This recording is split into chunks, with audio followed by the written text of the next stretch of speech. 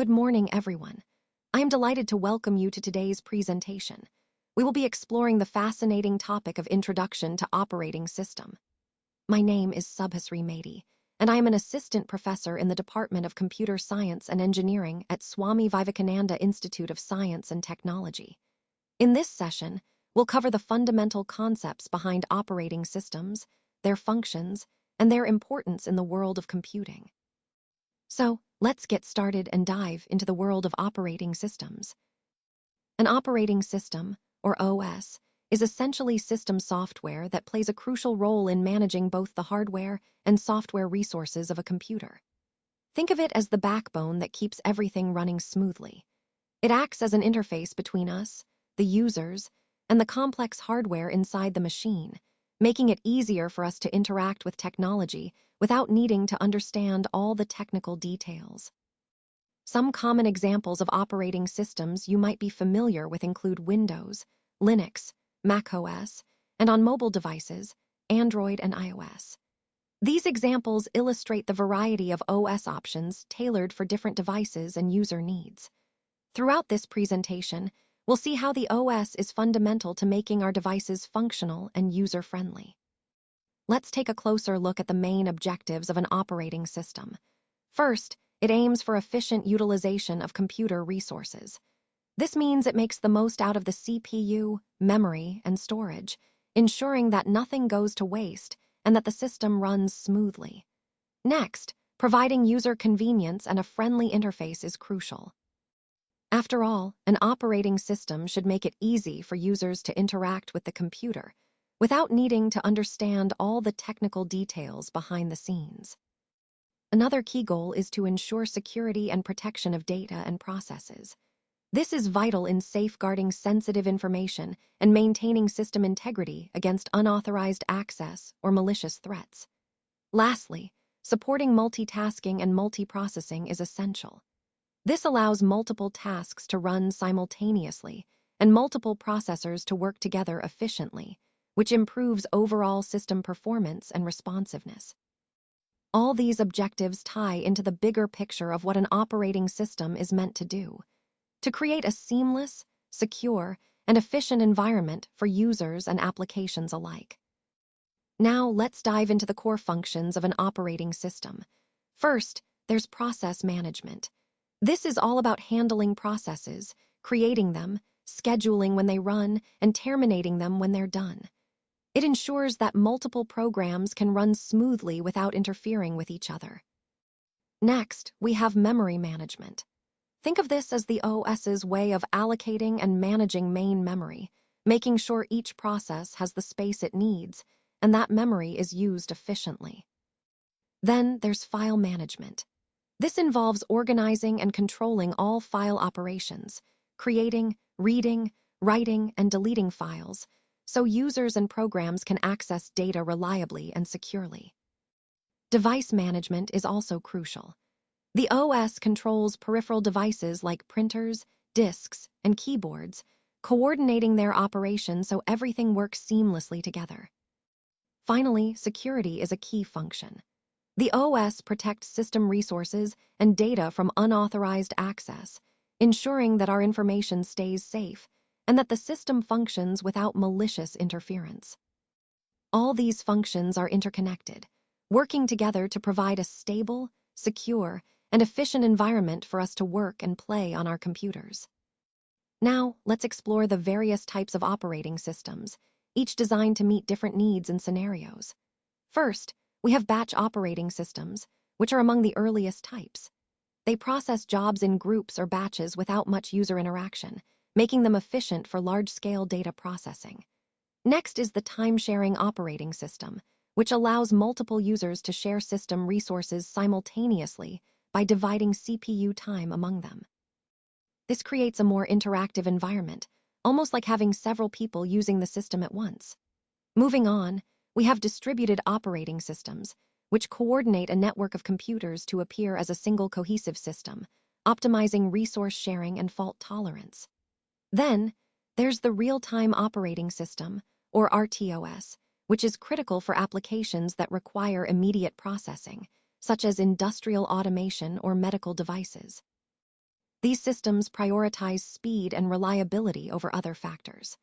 Lastly, we see network and mobile operating systems, which are specialized for managing network resources and enabling mobile device functionalities.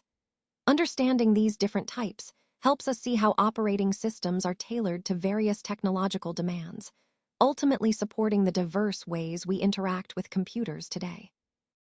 Let's talk about the batch operating system. In this system, jobs that have similar needs are grouped together into what we call batches. These batches are then executed sequentially without manual intervention. One key aspect here is that there is no direct interaction between the user and the computer during this process. The system runs these jobs automatically once they're scheduled. An example of this would be early IBM mainframe systems, which used this approach to handle multiple jobs efficiently. Overall, batch processing was a significant step toward more automated and efficient computing, especially before interactive systems became common. Let's talk about the time-sharing operating system. This type of system allows multiple users to access the computer at the same time, which is a huge step forward in making computers more accessible and efficient. The key here is how the CPU time, or the processing power, is shared among all these users. It does this through a method called time slicing, where the CPU quickly switches between users so everyone gets a fair share of processing time. This approach not only makes better use of the system's resources, but also improves responsiveness, meaning users experience less delay and faster interactions. Overall, this concept is fundamental in understanding how modern multi-user systems work seamlessly to handle multiple requests simultaneously, enhancing both efficiency and user experience. A distributed operating system is a type of system that manages multiple interconnected computers as if they were a single unified system. What this means is that it hides the complexity of dealing with separate machines and presents a seamless interface to users and applications. It enables resource sharing, so different systems can share hardware components, data, and services easily. Similarly, it allows for computation sharing, meaning tasks can be distributed across multiple machines to improve efficiency and performance. Examples of such systems include Amoeba and Locus, which are designed to coordinate and manage resources across multiple computers. Overall, the key idea is that a distributed OS helps harness the power of multiple computers working together as one, supporting scalability, reliability, and resource optimization. Now, let's talk about what a real-time operating system, or RTOS, actually is. An RTOS is designed to respond immediately to input, but within a specific, defined time limit. This rapid response capability is essential in applications where timing is critical. You'll often find RTOS used in embedded systems, where devices need to operate continuously and efficiently. Robotics is another area because precise timing can be the difference between success and failure. Automation systems also rely heavily on RTOS to ensure smooth, real-time control. Some well-known examples of RTOS include VxWorks, RT Linux, and QNX. These systems are tailored to handle tasks that require high reliability and predictable response times, which ties back to our overall theme of efficient and dependable computing systems. Now, let's take a closer look at the key components that make up a typical operating system. First, we have the kernel. This is the core part of the system, and it's responsible for managing all the system resources and facilitating communication between hardware and software. Think of it as the brain that keeps everything running smoothly. Next, there's the shell. This acts as the command interpreter and provides the user interface. It's what allows us to interact with the operating system through commands, making it easier to control and manage the system. Then we have the file system. This is where all our files are stored and organized. It's essential because it keeps data structured and accessible, ensuring we can find and retrieve files efficiently. Finally, there are the device drivers. These are specialized programs that communicate directly with hardware devices like printers, keyboards, or storage devices. Without them, the operating system wouldn't be able to interact properly with the hardware components. Together, these components form the foundation of an operating system, enabling it to manage resources, facilitate user interaction, and communicate with hardware effectively. This understanding helps us appreciate how seamlessly all these parts work together to provide a functional computing environment. Let's take a closer look at OS architecture. First up, we have monolithic architecture, where all functions run in kernel space. This means that the entire operating system operates as a single large program, which can make it very efficient but also potentially more complex to maintain and secure. Next, there's microkernel architecture.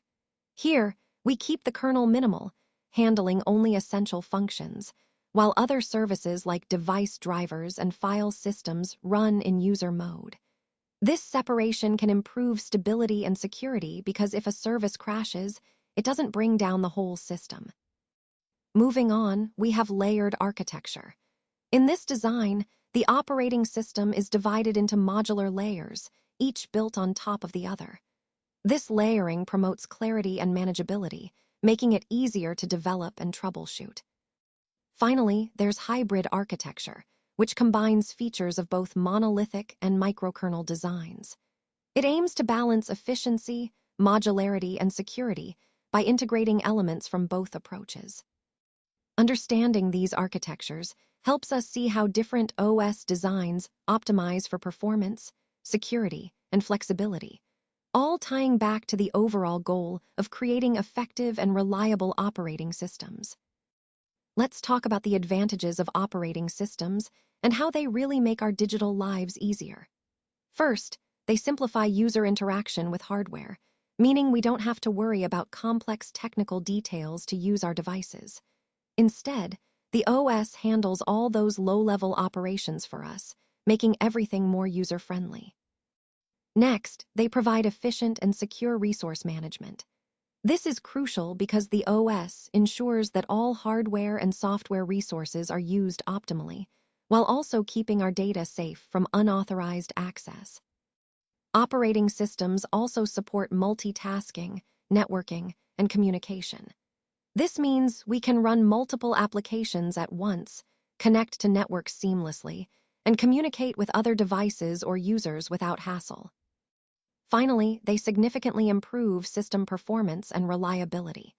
An efficient OS keeps things running smoothly, reduces crashes, and maintains stability, which is essential for both everyday use and critical tasks.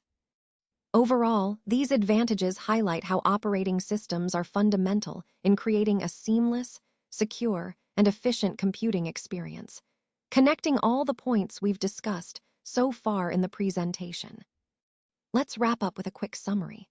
Operating systems are truly vital for the functionality of any computer system. They act as the backbone that manages hardware resources, ensuring everything runs smoothly. At the same time, they coordinate software applications and facilitate user interactions, making technology accessible and efficient for us. Having a good understanding of operating systems allows us to gain a much deeper insight into how computing systems work behind the scenes. This knowledge is essential whether you're developing new software, troubleshooting issues, or simply looking to become more proficient with technology overall.